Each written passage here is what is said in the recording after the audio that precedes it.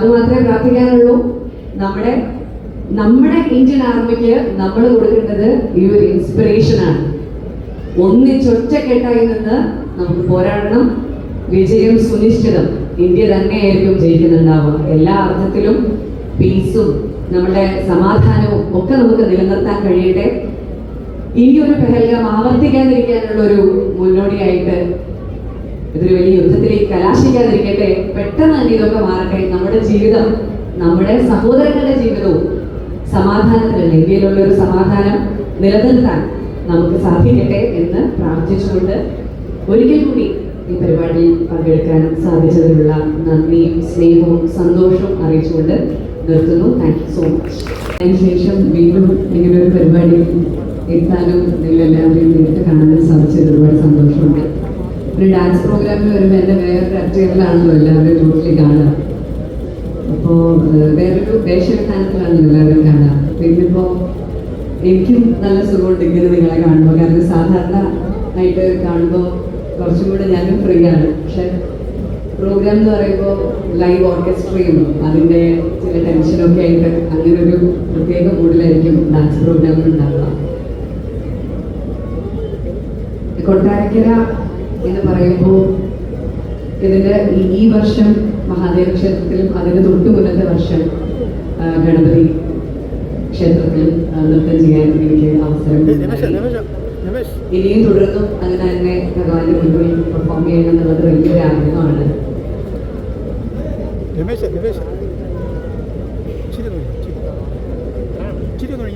ഇവിടെ എൻ്റെ ഈ പ്രോഗ്രാമിന് വേണ്ടി ക്ഷണിച്ചത് അജിതേട്ടനാണ്.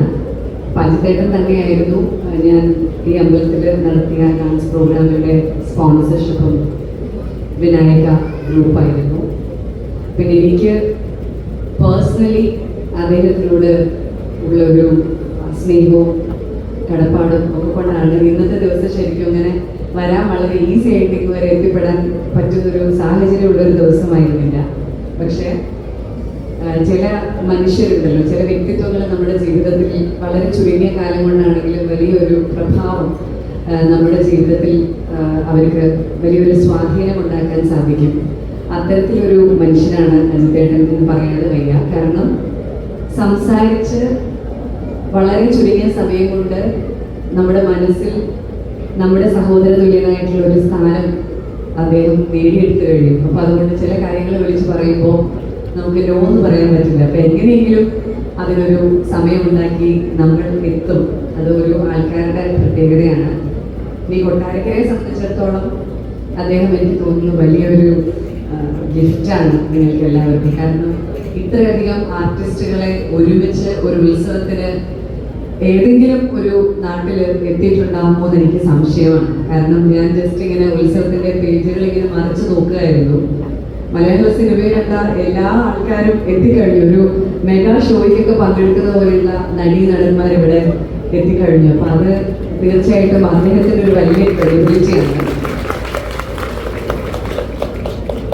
കാരണം ഇത്രയും ആർട്ടിസ്റ്റുകളെ കോർഡിനേറ്റ് ചെയ്ത് കൊണ്ടുവരിക എന്ന് പറയുന്നത് അതും വളരെ കോൺസിക്യൂട്ടീവ് ആയിട്ടുള്ള ഡേയ്സിൽ എല്ലാം 6-ാം തീയതി 7-ാം തീയതി 8-ാം തീയതി അങ്ങനെ അടുത്തടുത്തുള്ള ദിവസങ്ങളിൽ ഇത്രയും ആർട്ടിസ്റ്റുകളെല്ലാവരും ഷൂട്ടിലും തിരക്കുകളും ഒക്കെ ഉള്ള ആൾക്കാരാണ്. അപ്പം അവരെ ഒരു കുടക്കീഴിൽ കൊണ്ടുവരാമെന്ന് പറയുന്നത് ഒട്ടും എളുപ്പമുള്ളൊരു കാര്യമല്ല. അപ്പം അത് ശരിക്കും അദ്ദേഹം ചെയ്യുന്നത് നാട്ടുകാർക്ക് വേണ്ടിയിട്ടാണ്, അല്ലെങ്കിൽ നിങ്ങളോടൊക്കെ ഉള്ളൊരു സ്നേഹം കൊണ്ട് തന്നെയാണ്. അപ്പം അത്തരത്തിലുള്ളൊരു വ്യക്തി ഈ കൊട്ടാരക്കരയ്ക്കൊരു വലിയ അഭിമാനമാണ്, നേട്ടമാണ്.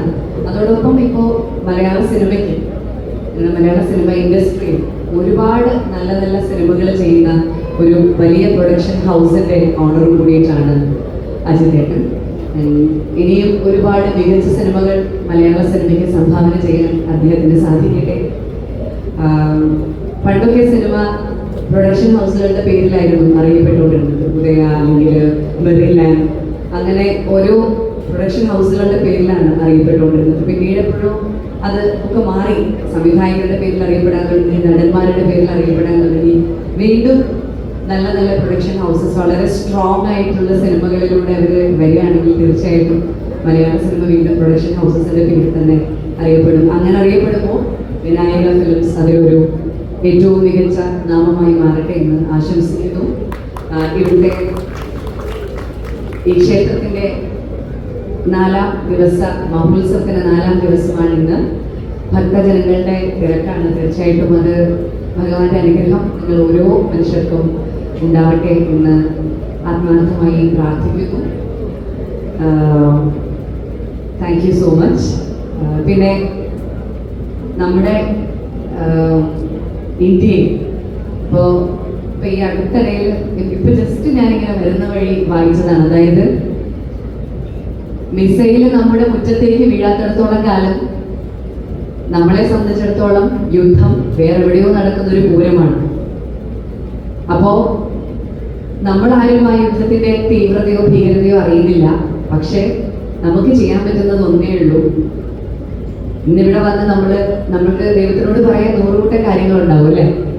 കുട്ടികൾക്ക് പറയാനുണ്ടാവും, പരീക്ഷയ്ക്ക് റിസൾട്ട് വരാറായി, 10ാം ക്ലാസ്സിലെ റിസൾട്ട് വരാറായി, എനിക്ക് നല്ല മാർക്ക് കിട്ടണം, A+ കിട്ടണം, അത് പ്രാർത്ഥിക്കുന്നുണ്ടാവും. ജോലി ഇല്ലാത്തവര് ജോലി കിട്ടണമെന്ന് പ്രാർത്ഥിക്കുന്നുണ്ടാവും. അല്ലെങ്കിൽ വീട് വെക്കാത്തവർ വീട് വെക്കണം, വണ്ടി വേണ്ടവർ വണ്ടി വേണം. അങ്ങനെ ഭഗവാന്റെ മുമ്പിൽ പ്രാർത്ഥിക്കാൻ എല്ലാവർക്കും ഓരോരോ കാര്യങ്ങൾ. ഇഷ്ടമുള്ളവര് തമ്മിൽ കല്യാണം കഴിക്കണം. അങ്ങനെ മൊത്തം പ്രാർത്ഥനകളുടെ പെരുമഴയാണ്.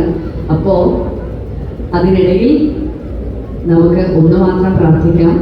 ഒന്നുകൂടി നിങ്ങളുടെ ഇഷ്ടങ്ങളും ആഗ്രഹങ്ങളും ഒക്കെ പ്രാർത്ഥിക്കുന്നതിനൊപ്പം യുദ്ധം എന്ന് പറയുന്നത് എന്നും നഷ്ടങ്ങൾ ഒരുപാട് ഉണ്ടാക്കുന്ന ഒരു അവസ്ഥ തന്നെയാണ്. അപ്പോ നമുക്ക് വേണ്ടി യുദ്ധം ചെയ്യാൻ സന്നദ്ധരായി പോകുന്ന, നമുക്ക് വേണ്ടി ജീവൻ വെച്ച് ജീവൻ പണയപ്പെടുത്തി മുന്നിലേക്ക് ഇറങ്ങുന്ന ആ ഇന്ത്യൻ ആർമിക്ക് വേണ്ടി നമുക്കൊരു നിമിഷം പ്രാർത്ഥിക്കണം.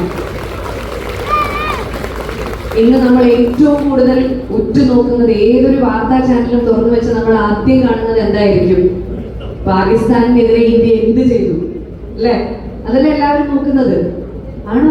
ഉറക്കം തൂങ്ങിയിരിക്കുന്ന എല്ലാവരും അല്ലേ? അപ്പോ പ്രത്യേകിച്ച് എന്ത് ചെയ്യും, എങ്ങനെ ചെയ്യും എന്ന് യാതൊരു ബോധ്യവും ഇല്ലാത്ത ആൾക്കാരാണ് അപ്പുറത്ത് നിൽക്കുന്ന പാകിസ്ഥാൻ. അപ്പൊ അതുകൊണ്ട് തന്നെ ഇപ്പുറത്ത് നിൽക്കുന്ന ഇന്ത്യക്കാർ ഒന്നൊരുമിച്ച്